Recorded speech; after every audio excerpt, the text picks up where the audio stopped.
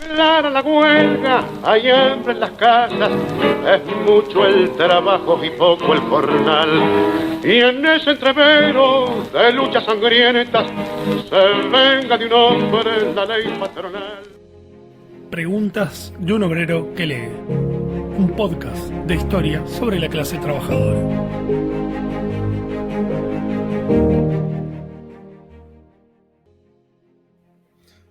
Hola, bienvenidos y bienvenidas a este nuevo episodio de Preguntas de un obrero que lee. Hoy estaremos hablando sobre la clase trabajadora y sus vínculos con las izquierdas, y para ello nos acompaña Hernán Camarero. Hernán Camarero es profesor en Historia por la Facultad de Filosofía y Letras de la Universidad de Buenos Aires, la UBA, magíster en Historia por la Universidad Torcuato Di Tella y doctor en Historia por la Facultad de Filosofía y Letras de la UBA también. Se desempeña como profesor regular asociado a cargo de la asignatura de Historia Argentina 3 en Filosofía y Letras de la UBA y es investigador principal del Consejo Nacional de Investigaciones Científicas y Técnicas, CONICET, con asiento en el Instituto de Historia Argentina y Americana, Dr. Emilio Rabiniani. Fundador y director de la revista Archivos de Historia del Movimiento Obrero y las Izquierdas y de la colección Archivos, Estudios de Historia del Movimiento Obrero y la Izquierda, editada por el Centro de Estudios Históricos de los Trabajadores de las Izquierdas, CETI, del cual además es director. Su área de investigación general es la historia social y política de la Argentina del siglo XX. Se especializa en la trayectoria de las izquierdas y sus vínculos con el mundo de los y las trabajadoras y el movimiento obrero en clave comparativa y transnacional desde una perspectiva social, política y cultural. Además de decenas de artículos en revistas académicas nacionales y extranjeras, es autor de importantes libros como A la conquista de la clase obrera, del año 2007, y Tiempos Rojos, del año 2017. Hola Hernán y bienvenido. Hola Carlos, ¿cómo estás? Un gusto. Bueno, muchas gracias por estar acá. Para comenzar me gustaría preguntarte algo bien general, porque por evidente no siempre es necesariamente claro. ¿De qué hablamos cuando hablamos de izquierda o las izquierdas? Bueno, sí, efectivamente es un concepto, bueno, como tantos otros, muy abierto, que puede tener distintos contenidos. Yo tiendo, inicialmente, te comento, vengo explorando la historia de las izquierdas en Argentina hace muchísimo tiempo, hace 30 años por lo menos. Tendía a usar el término en singular, hablar de la izquierda, a pesar que tenían un abordaje sobre sus diferentes configuraciones, el socialismo, el comunismo, el sindicalismo revolucionario. Tendía a usar en singular. Y lo cierto es que con el paso del tiempo, quizá a propósito de lecturas en perspectiva más transnacional, el uso que se dieron en otras geografías, en otros continentes, tiendo a usar el término más en plural. Y bueno, eso se fue expresando en las propias concreciones de revistas del propio centro, ¿no? El CETI, etcétera, que tendemos a usar el término en plural ¿por qué las izquierdas? Bueno, precisamente para dar lugar para lograr capturar la enorme heterogeneidad y diversidad que enfrentaron, que expresaron estas corrientes. Y vos haces una pregunta muy interesante, que es ¿qué sentido tiene utilizar este término? ¿O qué alcance y qué límite? Bueno, vamos a hacer una definición un poco casera. Izquierda o izquierdas da cuenta de una cultura de oposición al moderno sistema económico, social y político burgués, al capitalismo. Es un término, por supuesto, que se arrastra mucho antes, pero que a fines del siglo XIX queda muy asociado a las corrientes, como decía, que impugnaban el capitalismo, al orden capitalista, al orden burgués, tanto en una perspectiva revolucionaria, inicialmente fuertemente revolucionaria, digamos desde mediados del siglo XIX, hasta también abarcar corrientes que fueron, derivando a posiciones más reformistas, que ya eso es un fenómeno conocido desde fines del siglo XIX, ¿no? En el seno de la propia Segunda Internacional comienza a aparecer una orientación reformista y entrada del siglo XX tenemos ese debate entre reforma y revolución. Sin embargo, no vamos a dudar en decir que tanto la corriente mayormente reformista, parlamentaria, que abogaba por transformaciones graduales, que se expresó en lo que comúnmente luego se generalizó en el siglo XX como socialdemocracia, o la corriente centrada en el proceso de la Revolución Rusa del 17, que animó el bolchevismo y dio lugar al fenómeno del comunismo, ni una ni la otra merecería quedar fuera de ese término, ¿no? En tanto las dos abogan por transformaciones sociales. Y uno también lo extendería el término a otras culturas políticas antagónicas, de oposición, de resistencia, ¿no? El anarquismo, yo tiendo a utilizar ese término, si bien muchos, por supuesto, movimientos ácratas libertarios no asumen esa definición, podemos utilizarla, en tanto son corrientes, ¿no? de intensa participación que abogan por la emancipación social, por la transformación social. Lo mismo diríamos de las corrientes sindicalistas revolucionarias, que categóricamente no se asumían como izquierda, ¿no? Porque se definían como en realidad una corriente del movimiento obrero. Bueno, pero utilizamos y luego la extendemos, por supuesto, a otras culturas políticas que comenzaron a aparecer en la segunda mitad del siglo XX, ¿no? Las nuevas izquierdas, hay todo un debate sobre ese concepto, de las nuevas izquierdas sesentistas o setentistas, pero bueno, ¿por qué no hablar del trotskismo, del maoísmo, del guevarismo? Y bueno, son expresiones más recientemente del autonomismo. Son distintas variantes que asume un espacio cultural, social, político, que se autorreivindica como hostil, ¿no? Como antagónico al orden dominante, al orden capitalista dominante, y que aboga por la transformación. Yo creo que eso es suficiente como para emplear un término que, insisto, tiendo a utilizarlo más bien en plural, ¿no? Y hablar de izquierdas. Claro, tal cual. Y sobre todo me pareció importante empezar por ahí, no solo porque es necesario caracterizar a qué hablamos cuando hablamos de las izquierdas, sino sobre todo en un contexto como el actual, donde cualquier cosa pareciera, pienso en los medios masivos de comunicación o en cierta cultura popular de que izquierda puede ser cualquier cosa al punto de que no dice absolutamente nada, ¿no? Entonces reponer esta dimensión combativa, contestataria, claro, que busca chocar contra este sistema capitalista que pervive hasta el día de hoy, inclusive se ha profundizado, resulta necesario. Siempre igual está el peligro de la ambigüedad, ¿no? O del forzamiento de la categoría. En primer lugar, por supuesto, es central los que se auto reivindican como tales, ¿no? Porque ya asumir en condición de izquierda es un primer paso muy importante, es un punto de delimitación, ¿no? Establecer un principio de identidad básica, nosotros, ellos, ya eso establece una construcción. No estoy diciendo que los objetos se construyen a partir de sus nominaciones discursivas, pero también es un elemento que hace, ¿no? Luego, por supuesto, no solo lo que dicen o su autoidentificación, sino también sus programas, sus caracterizaciones, sus producciones teóricas, su actuación en la realidad, su posicionamiento en el sistema político, en el movimiento social, ¿no? Eso también valida o pone en cuestión el término izquierda, pero bueno, es una construcción tan compleja como cualquier otro concepto de la ciencia social o de la discursividad política. No tiene más o menos que, también lo puede tener derechas o populismo o conservadurismo o liberalismo y bueno, la lista es larguísima. Tal cual, tal cual. Y en este sentido, Hernán, consultarte, estas corrientes de izquierda amplias, como vos decías, donde se podrían incorporar inclusive corrientes un poco más incómodas como la del propio anarquismo, ¿en qué momento y de qué manera se empiezan a insertar o ingresar en el mundo trabajador? Porque de alguna manera son corrientes que podríamos decir vienen de cierto campo intelectual, algunas pueden ser un poco más endógenas de la propia clase, pero ¿en qué momento se da este cruce entre izquierdas y clases? ¿Vos te referís específicamente para el caso de la Argentina, por ejemplo? Sí, fundamentalmente, pensando en el caso pero argentino. Bueno, sí. Bueno, sí, a ver, sosteniendo una reflexión rápida para el caso argentino, pero tratando también de pensarlo en términos más generales, ¿no?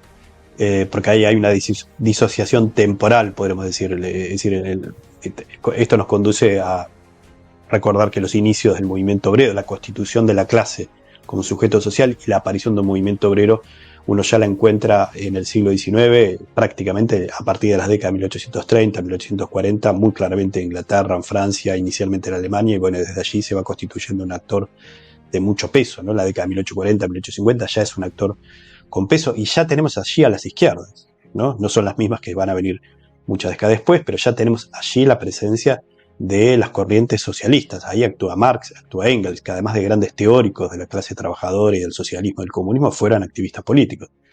Uno encuentra ya en el proceso germinal del movimiento obrero, prácticamente en todas las geografías, la aparición de las izquierdas. Y yendo al caso argentino, esto se valida para el caso argentino, ¿no? Cuando uno reconstruye la historia del movimiento obrero en nuestro país, ¿no? De que tiene varios hitos, pero uno encuentra que ya en la década de 1880, pero particularmente en la década de 1890, un gran momento o primer momento de consolidación, ¿no? Con la configuración de intento de formar federaciones, periódicos obreros, la formación de de sociedades mutuales, sociedades de resistencia, los primeros sindicatos, los primeros conflictos huelguísticos, bueno, es decir, todo lo que da lugar a la aparición de un movimiento obrero. Eso no se hace como algo, digamos, previo a la configuración de las izquierdas, sino que están en el momento mismo, es decir, en el momento mismo en que nace este movimiento social, que denominamos movimiento obrero, tenemos a las izquierdas presentes, a los socialistas y a los anarquistas, por supuesto, ¿no? Cuando hablamos de la década de 1890.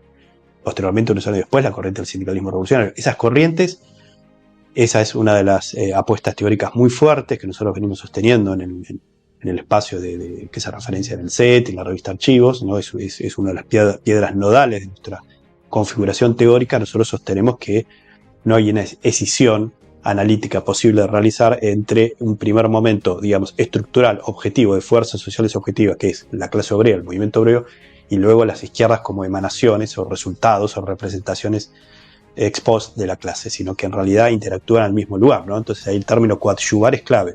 La izquierda coadyuva la propia constitución del sujeto, y a su vez al sujeto social, el movimiento obrero, ayuda a la configuración de las izquierdas. Hay una relación de interacción que es clave, porque además de ser una apuesta teórica, me parece a mí, el modo más adecuado de hacer una reconstrucción incluso empírica, ¿no? Cuando uno ve las primeras configuraciones del movimiento obrero, sus primeras sociedades, insisto, de ayuda mutua, de resistencia, sus primeros periódicos, lo hace no con la mente en blanco, vamos a decir de un modo, sin una biblioteca detrás, sino toda una red de polémica, de debate, de posicionamiento, de conceptos, y eso está construido por el aporte teórico conceptual de las izquierdas. Entonces, las izquierdas cumplieron un papel fundamental en la configuración, en el desarrollo, en la reorganización, en los momentos de ascenso y también de reflujo de las luchas del movimiento obrero. Entonces no hay escisión posible, no es, o mejor dicho, no es recomendable una escisión teórica conceptual entre una categoría y la otra. Claro, y de hecho así todo circula, no es raro escuchar, digamos, esta visión de poder pensar la clase a pesar de las izquierdas, digamos, ¿no? Es decir, como un análisis donde las izquierdas pudieran estar como variable o no. Y en este sentido, bueno, un poco lo que vos postulabas de recuperar, digamos, la noción de clase, tanto en términos teóricos, en términos metodológicos, pero bueno, también en términos militantes, digamos, ¿no? Hoy sigue teniendo cierto valor reivindicar a las izquierdas y la clase trabajadora.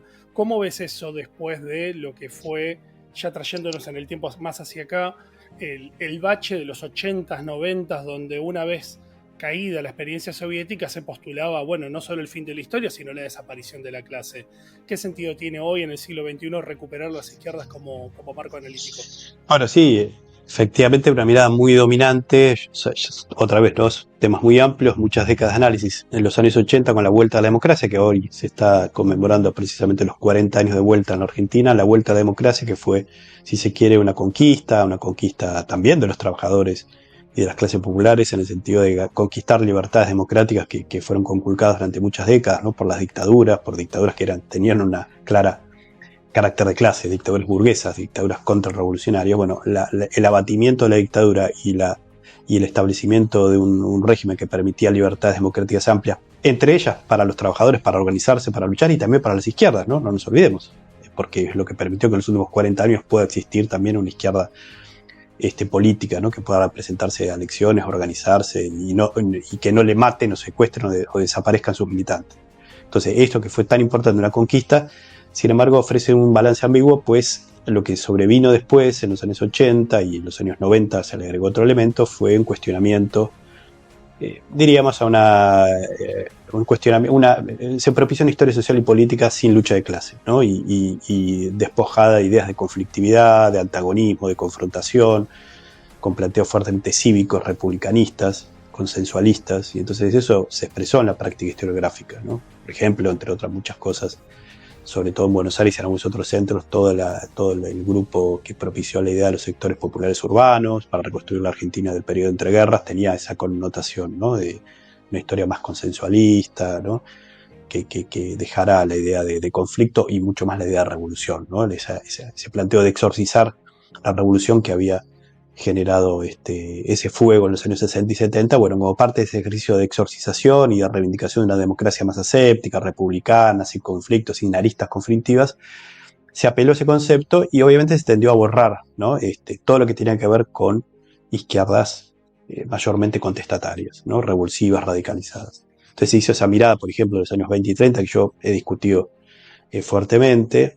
Eso que estuvo en los años 80 revistió de un nuevo carácter con el menemismo, que fue expresión del momento neoliberal en el mundo, ¿no? Que llega a la Argentina de la mano de Menem, fundamentalmente, que ya le otorga otro ingrediente, que ya es directamente la desaparición de la lucha de clases, la desaparición de la propia clase trabajadora, de la forma trabajo, ¿no? Y entonces aparecen otras interpretaciones, también fuertemente consensualistas, ¿no? Que tienden a borrar, ¿no? A borrar el conflicto, a borrar la historia de la clase, ¿no? Ya no era necesario volver sobre esos relatos, se decía, ¿no? Que eran totalmente inadecuados.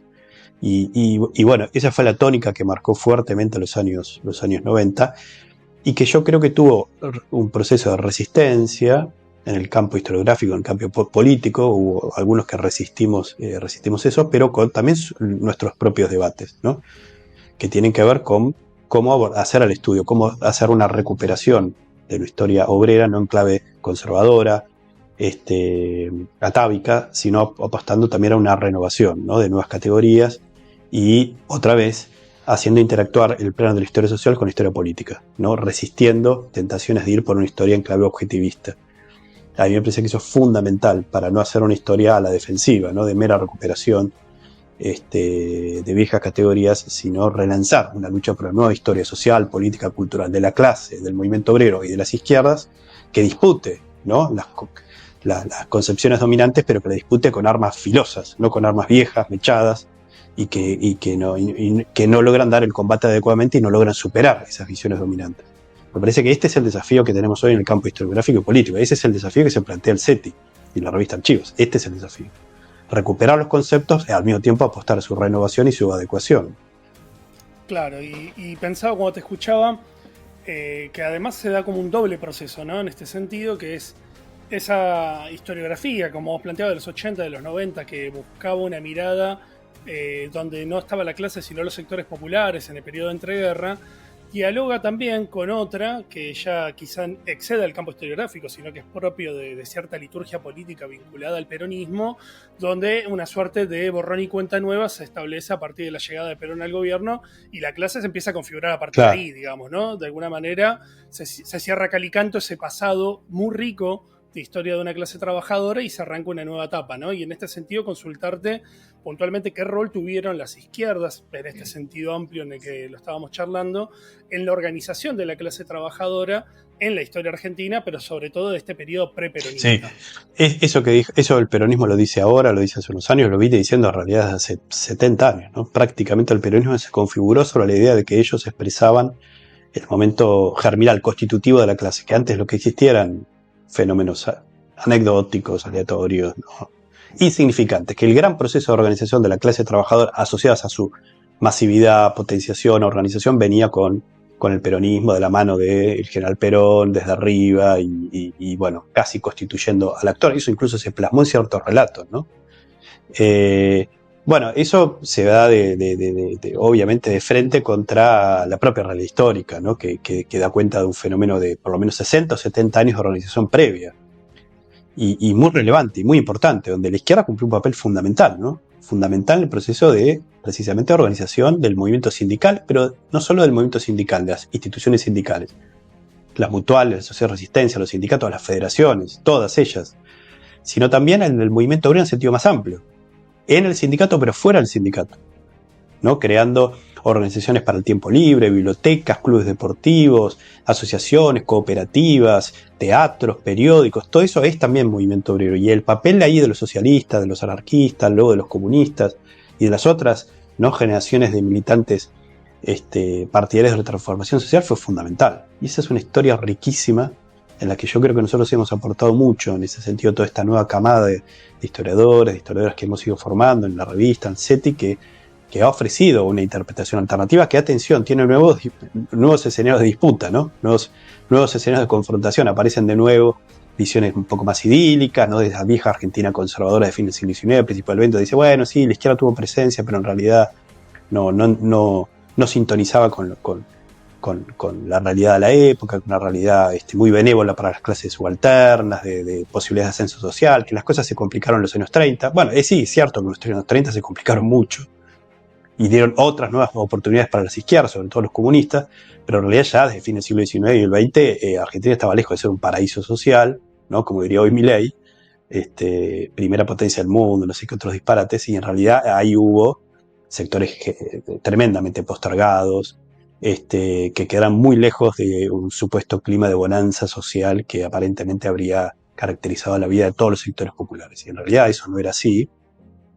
Había explotación, había subordinación, había dominación, había jornadas extenuantes, había una lucha precisamente de los trabajadores por el acortamiento de la jornada, por el mejoramiento de los salarios, por leyes laborales, y hubo organización, y hubo conflicto, y hubo desafío al capital y al Estado que fue respondido por la intensa represión, ¿no? Y eso nos cuestiona una imagen de reformismo social desplegado por todos lados. En realidad hubo una intensa confrontación de clase, violencia y muertos, ¿no? Y bueno, el anarquismo fue expresión de esa cultura, pero luego cuando el anarquismo decayó no desapareció esa cultura de confrontación, fue recuperada por otros sectores, sindicalistas y luego comunistas, ¿no? Y entonces hay toda una historia que ahí había quedado medio en la penumbra, y nosotros creo que ayudamos mucho a reconstruir, ¿no? Esos relatos más unificados, ¿no? Que nos hablan de distintos momentos, periodos de constitución, reconstitución, derrota, flujos, ascensos. La historia no fue lineal, hubo periodos efectivamente de mayor declive, pero luego también de recuperación. Y el peronismo, cuando aparece en escena, aparece sobre ese contexto, ¿no? Se encuentra un movimiento obrero muy fuerte. Precisamente eso en parte explica la característica de la iniciativa populista. Precisamente Perón responde a eso, ¿no? A un movimiento obrero que era muy fuerte, que expresaba cierto desafío social. Y bueno, la respuesta ya sabemos cuál fue, ¿no? Obviamente una apuesta también muy arriesgada, muy profunda, que dio lugar al movimiento nacional populista más importante de América Latina. Esa respuesta estuvo a la altura del desafío y de la potencia precisamente que tenía el movimiento obrero y las izquierdas en la Argentina. Desde luego, y aprovecho y me das pies, digamos, ¿no? Porque esa ha sido una de las grandes preguntas permanentes, no solo al interior de las izquierdas, sino del campo historiográfico, que es explicar, bueno, el porqué del fenómeno peronista, digamos, ¿no? Con un movimiento obrero tan consolidado, tan fuertemente organizado, con unas izquierdas muy ampliamente distribuidas al interior de todo el campo trabajador, ¿cómo explicamos o cómo podríamos pensar algunas líneas para interpretar el triunfo del peronismo? Bueno, en esta clave, ¿no? Desde luego. Es una pregunta también enormemente compleja, difícil de responder. Alguna punta recién decía, ¿no? El populismo es una respuesta a la altura del desafío de una clase trabajadora tremendamente organizada. Ya la clase trabajadora argentina era la más organizada, no había que esperar al peronismo. Ya en los años 30, los años 40, a principios de los 40, el movimiento obrero argentino tenía cerca de 500.000 de trabajadores organizados en sindicatos de masas, con centrales obreras de masas, de la vieja fora anarquista. Luego había surgido, tuvo su pico, recordemos ya para el año 2021, era una organización que tenía más de 100.000 trabajadores organizados en 500 organizaciones, con ramas que tenían tasas de sindicalización enormes, con los ferroviarios, los marítimos, que había avanzado en los años 20 y sobre todo en los 30 con la organización del proletariado industrial, de la mano sobre todo de los comunistas, ¿no? Es decir, grandes fracciones, grandes números de trabajadores de la carne, de la construcción, sobre todo la construcción, que había montado una entidad como la FON, que tenía cerca de 70.000-80.000 trabajadores organizados, trabajadores metalúrgicos, textiles, de la madera, del calzado, es decir, grandes sindicatos industriales que estaban ya en proceso de conformación por arriba y también por abajo, que había empezado a hacer una experiencia de organización por abajo en comisiones internas, cuerpos delegados. Bueno, todo ese proceso tan rico que pega un salto a los 30, vuelve a pegar a los 40, bueno, implicaba que, por supuesto, para el propio Estado, y eso lo tienen muy presente los golpistas del 43, para los que querían preservar la autoridad del Estado, ese movimiento obrero tan organizado, tan activo, requería abordar, como se decía en la época, esa crisis del trabajo con una respuesta muy osada. Y es lo que ofrece el coronel Perón, ¿no? Una respuesta osada en el sentido que con una mano es parte de un régimen que reprime al movimiento obrero, sobre todo sus fracciones combativas, y llena las cárceles de presos anarquistas, comunistas, etc. Al mismo tiempo inicia una faena de redistribución social desde arriba, interactuando también con elementos del movimiento obrero, ¿no? De tradición sindicalista, socialista, que se avieran a un acuerdo racional en la que creen que obtienen y no solo creen, efectivamente es así, obtienen beneficios, ¿no? Ventajas muy concretas, vos lo sabés, ¿no? Carlos, conquistas largamente anheladas por el movimiento obrero, de jornadas, de salario, de convenciones colectivas, de jubilación, de aguinaldo, grandes conquistas que son canalizadas por esta élite militar que aparece desde el Estado, y se forja allí un fenómeno en el cual las dos partes creen que están ganando, muy claramente Perón y muy claramente también esa, ¿no? Como popularizó el término Juan Carlos Torres, esa vieja guardia que cree que está ahora, ¿no? Obteniendo esas reivindicaciones, al mismo tiempo que preservando su autonomía sindical e incluso su autonomía de clase, y bueno, da lugar a eso, a un fenómeno que es finalmente inesperado, ¿no? No solo el 17 de octubre, sino lo que viene luego el 17 de octubre, la creación del Partido Laborista, y sobre todo lo que viene luego con la asunción de Perón, que en cierta medida, y hay un gran debate historiográfico, muchos sostienen, yo creo estar más ubicado en ese campo, que implica ese gran momento de triunfo del peronismo y de asunción, también una derrota de ese proyecto autonómico laborista, y entonces el ingreso de una nueva etapa en la cual desde el Estado se atienden enormemente a las conquistas laborales y las conquistas sociales, pero a expensas de la independencia y la autonomía de los trabajadores.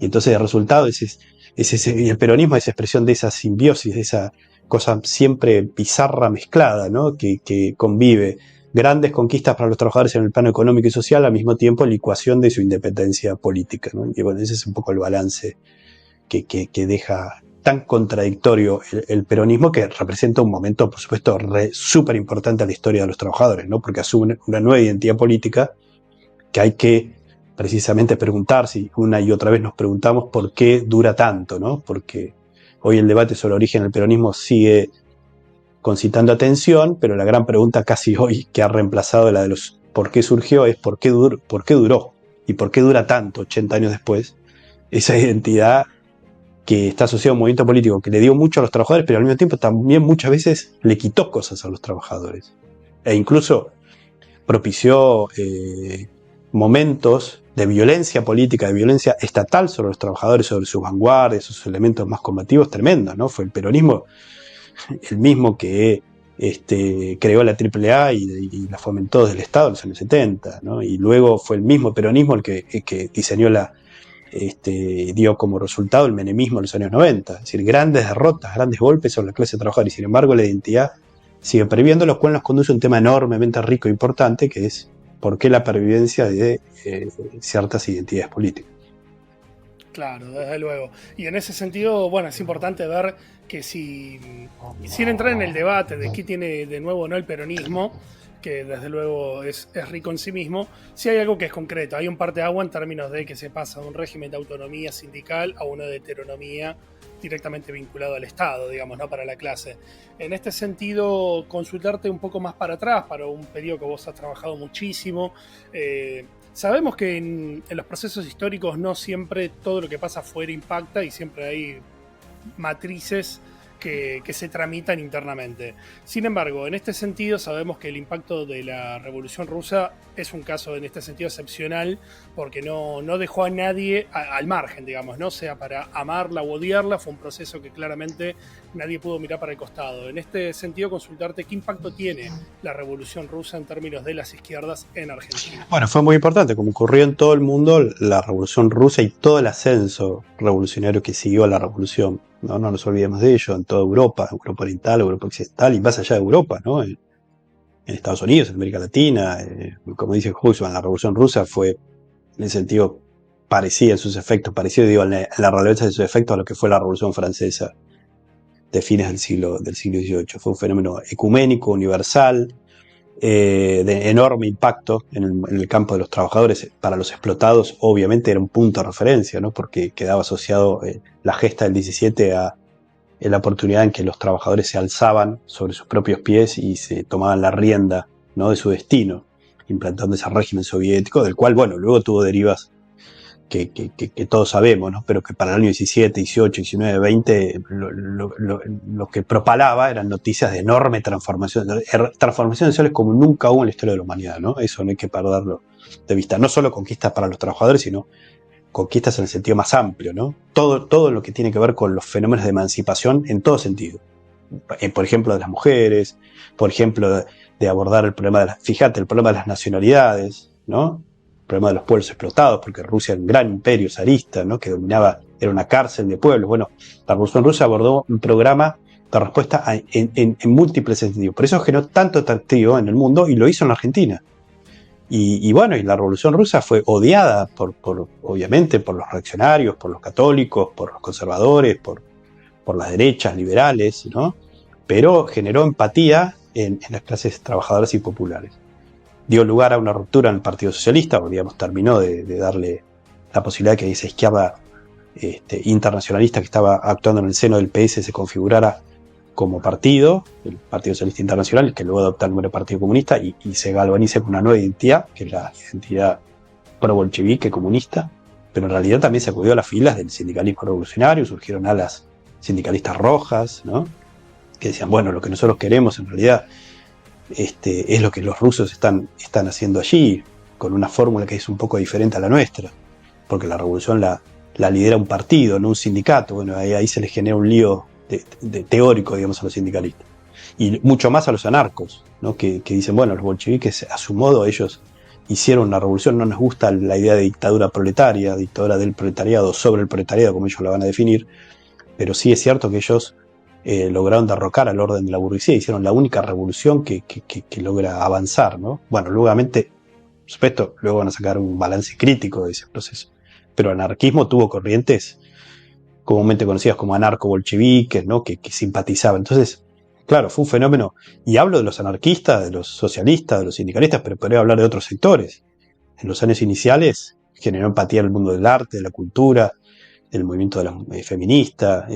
Los líderes de la Reforma del 18 admiraron a la Revolución Rusa, es decir, fue un fenómeno que durante los primeros, yo diría 4 o 5 años, generó un enorme movimiento diverso, social, político, cultural, sindical, que luego se fue apagando y se fue, digamos, en buena medida, centrándose en una corriente específica, que fue la que organizó el Partido Comunista, que ya fue expresión de un partido inicialmente revolucionario, como lo era la Revolución del 17 en su fase ascendente, pero luego fue también la encarnación de un partido que acompañó las derivas de la revolución, ¿no? Es decir, el proceso de estancamiento, el proceso termidoriano, el proceso de reacción y luego el estalinismo, ¿no? Y ahí, bueno, hay mucho para hablar de lo que significó ser comunista y la orientación que tuvieron los partidos comunistas en Argentina y en el mundo, asociadas al devenir de la burocracia soviética, ¿no? Encarnada por Stalin.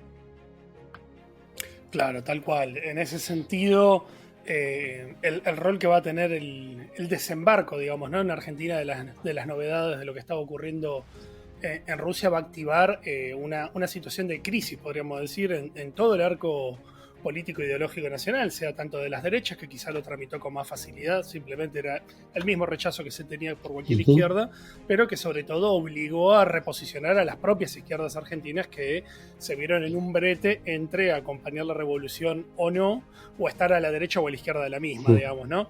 En este sentido, consultarte qué aportó, digamos, la creación del Partido Comunista ya a inicio de los 20 acá en Argentina en términos de organización de la clase. Una clase que ya tenía experiencias previas, desde luego, pero que claramente se va a ver transformada de alguna forma con el desembarco de la experiencia soviética. Sí, los comunistas fueron la cuarta, digamos, identidad o cultura política fuerte de las izquierdas, después inicialmente del socialismo y el anarquismo. Luego, bueno, a principios del siglo surgió esa tercera corriente que fue el sindicalismo revolucionario, que luego, digamos, fue mutando y abandonando su perfil revolucionario para convertirse en una corriente mayormente más pragmática, más moderada. Y el comunismo es la cuarta, ¿no? La cuarta en arribar. Inicialmente como un partido con una impronta sin duda proletaria, juvenil, pero un partido pequeño, ¿no? Cuando surge, se configura en el año 20 bajo el nombre de PC.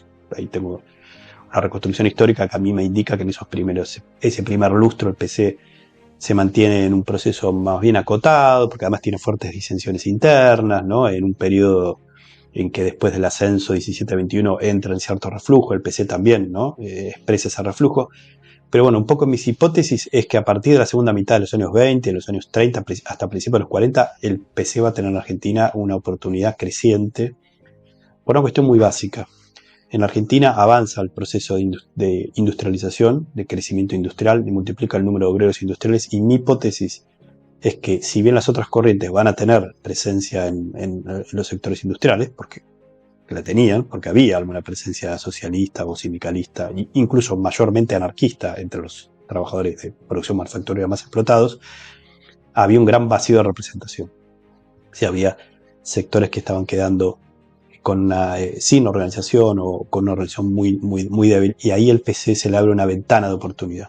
Y entonces mi hipótesis es que ellos se lanzan a eso, por eso el título de mi libro, a la conquista de esos sectores, ¿no? A la conquista de esa clase obrera.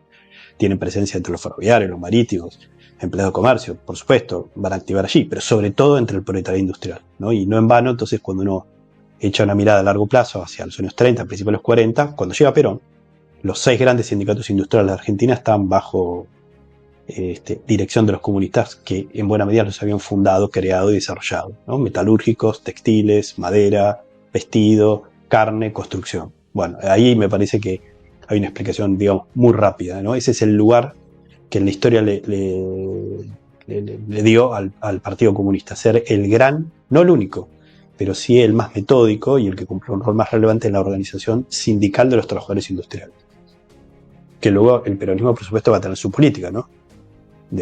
Sobre esos sectores, ampliándolos, creando los sindicatos paralelos y luego los sindicatos más impulsados desde el Estado, que van a configurar otro momento, pero ya eso es los años 40-50. En los años de entreguerras, los comunistas tuvieron ese papel. Eso es un dato objetivo, independientemente del análisis que uno hace, que puede hacer de la orientación que tuvieron, si fue adecuada o no adecuada, correcta, incorrecta, de derecha, de izquierda, revolucionario, reformista, cumplieron ese papel de entrar en los sitios de trabajo con un repertorio organizacional que yo estudié con mucho detalle, que fueron las células, con otro repertorio en campo de la prensa, que fueron los periódicos de fábrica, impulsando la militancia en un ámbito que era muy reactivo a la militancia, porque la patronal no permitía.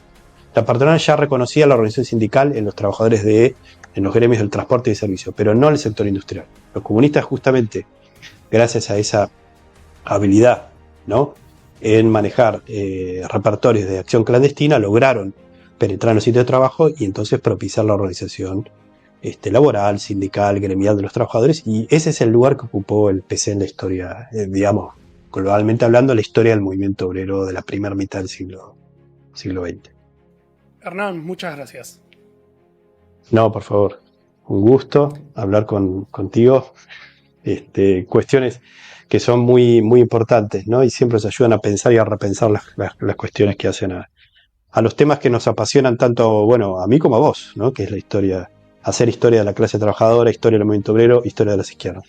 Hoy nos acompañó el historiador Hernán Camarero para pensar y problematizar a la clase y su relación con las izquierdas. Gracias por estar ahí y nos vemos en el próximo episodio de Preguntas de un obrero que lee.